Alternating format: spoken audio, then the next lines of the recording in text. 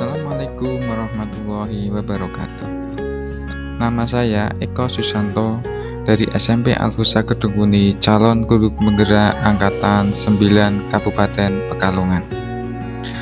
Sini saya akan menyampaikan kesimpulan dan refleksi pemikiran Ki Hajar Dewantara, modul 1.1 koneksi antar materi.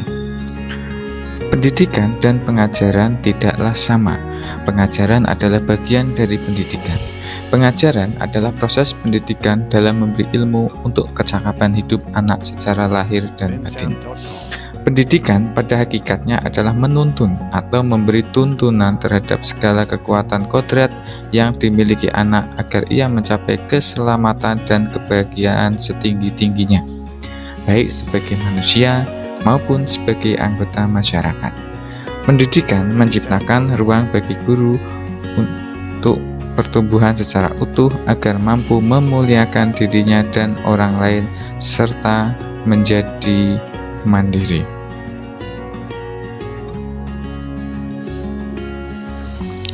Sebelum mempelajari modul 1.1 pembelajaran yang saya lakukan, saya hanya mentransfer materi pembelajaran.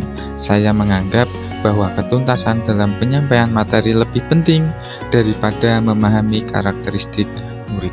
Biasanya hanya melihat nilai dari aspek kognitifnya saja. Misalnya, ketika murid disuruh mengerjakan soal tugas atau ulangan harian.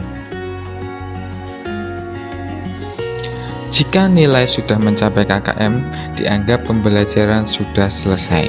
Selain itu, saya pun beranggapan bahwa murid hanya sebagai objek pembelajaran, sehingga pembelajaran berpusat pada guru atau yang namanya teacher center.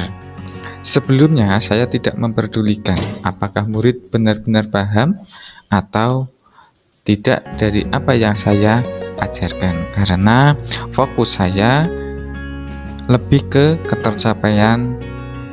Saya pun hanya meminta siswa menghafal materi yang saya ajarkan tanpa memikirkan bagaimana cara agar materi tersebut bisa dipahami, sehingga saya merasa gagal. Seiring merasa gagal, mengeluh jika banyak murid yang tidak tuntas setelah melakukan evaluasi.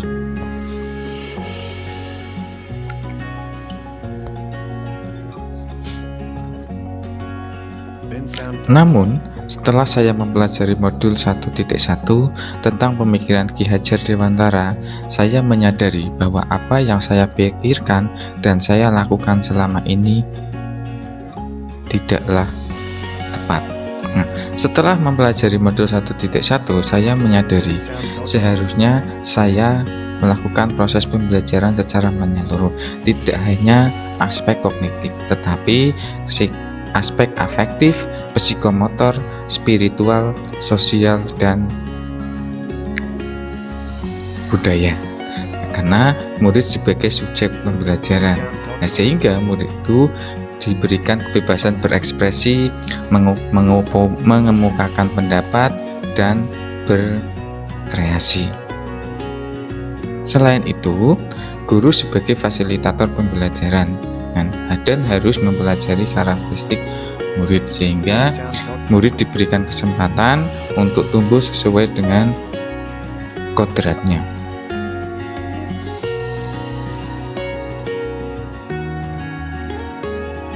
Yang dapat segera saya terapkan dalam pembelajaran di kelas antara lain merancang pembelajaran yang interaktif dan menyenangkan dengan melibatkan murid sesuai metode student center, menerapkan pembelajaran abad 21 sesuai dengan pemikiran KHD, yaitu berpikir kritis, kreatif, komunikasi, dan kolaborasi.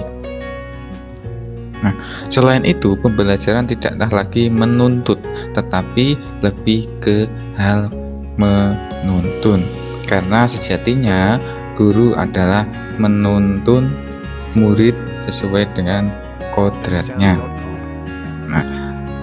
Mengenali karakter dan latar belakang murid dengan menjalin komunikasi yang baik. Semoga video ini menginspirasi bagi Bapak atau Ibu pejuang pendidikan. Salam dan bahagia Bapak, Ibu, guru penggerak. Terima kasih.